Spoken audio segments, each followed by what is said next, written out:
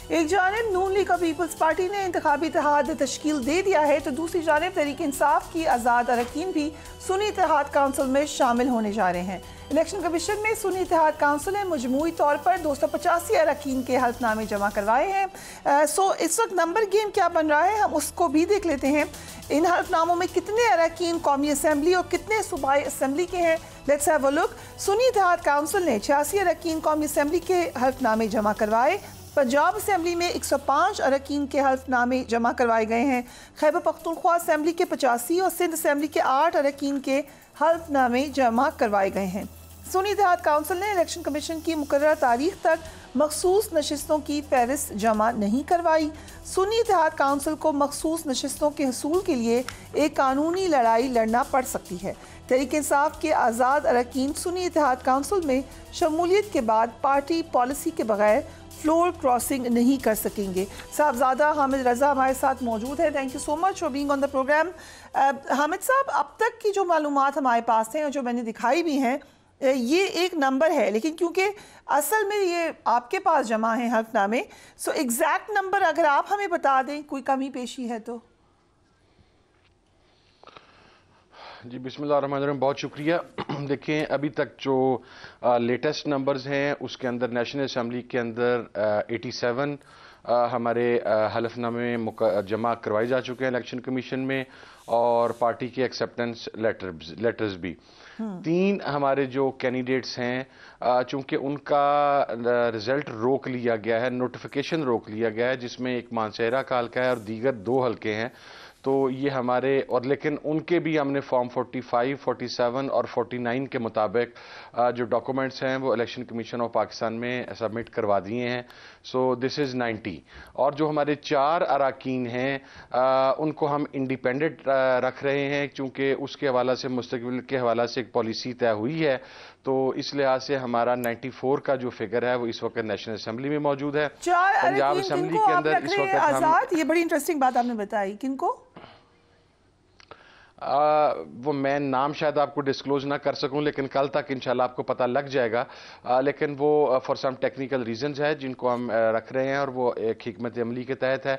उसका इंशाल्लाह कल वैसे भी जब उनके नाम डिस्क्लोज होंगे और इलेक्शन कमीशन की तरफ से नाम सामने आएंगे तो तमाम लोगों को पता लग जाएगा। वो पॉलिसी जो है वो जाहिर है अभी, या उमर अयूब साहब? नहीं, मैं देखें ब्लैक एंड वाइट के अंदर तो भी क्लियर करने की पोजीशन में नहीं हूँ, बट इंशाल्लाह कल तक आपको पता लग जाएगा। एक का बता दें कि दोनों ही नहीं है या दोनों या एक हैं, कोई इतना तो बता दें, एक नाम।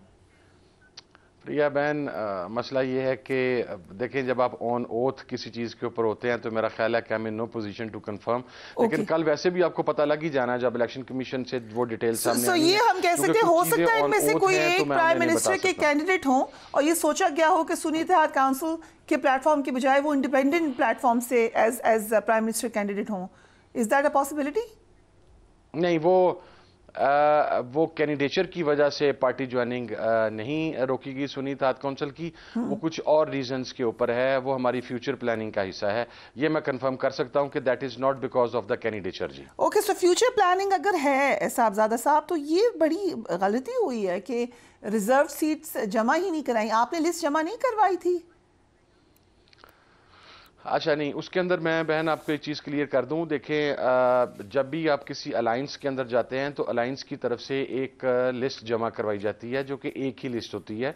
जिस तरह MMA के टाइम के ऊपर भी जब वो एक अलायंस था तो उसमें शामिल तमाम जमातों ने अपनी अलहदा लिस्ट जमा नहीं करवाई थी, बल्कि एक ही लिस्ट जमा करवाई थी।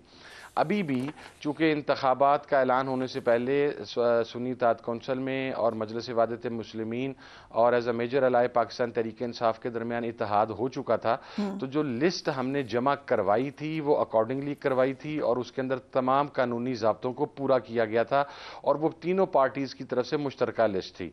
अब उसके अंदर देखें, मैं एक टेक्निकल चीज़ है जो मैं आपको यहाँ पर बयान कर देता हूँ, वो ये है कि एक स्पेसिफिक डेट दी गई थी कि इस डेट से पहले पहले आप अपनी खवातीन और अक़लियतों की मखसूस नशिस्तों के हवाले से लिस्ट जमा करवा दें, और उस डेट से पहले पहले हमारी तरफ से वो लिस्ट जमा करवा दी गई। अब उस डेट तक हमारे पास हमारा बल्ले का निशान सिंबल मौजूद था, तो इस लिहाज से टेक्निकली हमने उस क्राइटेरिया को फुलफिल कर दिया। अब उस डेट के गुजरने के बाद बल्ले के निशान को जब उड़ाया गया तो वो लिस्ट तो उसी जगह पर स्टैंड कर रही है। ये बिल्कुल ऐसे ही है जैसे पोलिंग स्टेशन के ऊपर जब 5 बजे पोलिंग का वक्त खत्म हो जाता है तो जो लोग पोलिंग स्टेशन के अंदर दाखिल हो चुके होते हैं और जब पोलिंग स्टेशन का गेट बंद कर दिया जाता है तो जो अंदर दाखिल होने वाले लोग हैं वो वोट डालते हैं और वोट डालना उनका हक होता है, लेकिन जो उस वक्त उस गेट से बाहर रह जाते हैं वो 5 बजे के बाद एंटर नहीं हो सकते। तो जब हमने वो लिस्ट जमा करवाई थी तो वो हमने उस रिक्वायरमेंट को फुलफिल किया था और वो अलायंस की तरफ से जमा करवाई गई थी। तो इंशाल्लाह इसी ग्राउंड्स के ऊपर हम अपनी नशिस्तें खवातीन के हवाला से भी और अक़लियतों के हवाला से भी वो हासिल करने में कामयाब हो जाएंगे। उम्मीद है कि रिलीफ मिल जाएगा आपको, कंसिडरिंग के काफ़ी मुश्किलात में रही है पीटीआई। इवन बल्ला छिन जाने पे बहुत सारे कानूनदान काफ़ी इसके ऊपर हैरान हुए। सो एक्सपेक्ट एनीथिंग, बहुत ज़्यादा मुमकिन है कि ना मिले आपको ये हक। यस जी, आप बिल्कुल मौजूदा इलेक्शन कमीशन से कोई भी चीज़ एक्सपेक्ट कर सकते हैं, लेकिन मेरा ख्याल है कि there is a limit for everything. और एक वक्त या एक स्टेज आती है जब आपको बहरहाल अपने फैसलों को रिव्यू भी करना पड़ता है और अपनी नेक्स्ट स्ट्रेटजी को मद्देनज़र भी रखना पड़ता है। और मेरा ख्याल है कि बहुत हो गया जो जुल्म पाकिस्तान तहरीक इंसाफ के साथ किया गया, जिस तरीके से बल्ले का इंतखाबी निशान वापस लिया गया और फिर जिस तरीके से हमारे जो कैंडिडेट्स हैं उनको जीती हुई सीटों को 50-50 हज़ार की लीड को जिस तरीके से ख़त्म करके हारे हुए कैंडिडेट्स को वहां पर जितवाया गया, तो मेरा ख्याल है कि अब इसको एक ब्रेक लगनी चाहिए और हमें हमारी मखसूस एक और बड़ी इंटरेस्टिंग बात है, पंजाब में पीटीआई के 5 आजाद उम्मीदवार नून लीग में शामिल हो चुके हैं। आईपीपी में भी 3 उम्मीदवार गए जो कि ज़ाहिर है उनके साथ अलायंस ही होगा, लग ये रहा है। लेकिन फिर 2 उम्मीदवारों की वापसी की खबरें भी आई हैं।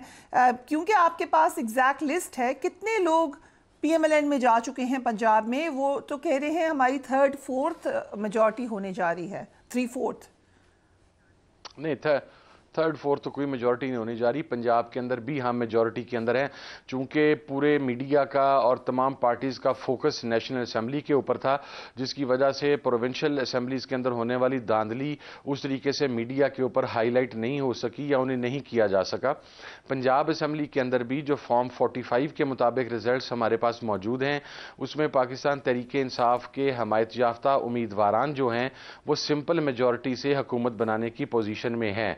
लेकिन जाहिर है इलेक्शन कमीशन का मुतअस्सिबाना रवैया भी आपके सामने है और फिर जिस तरीके से रिजल्ट्स तब्दील किए गए वो तमाम चीज़ें भी आपके सामने हैं।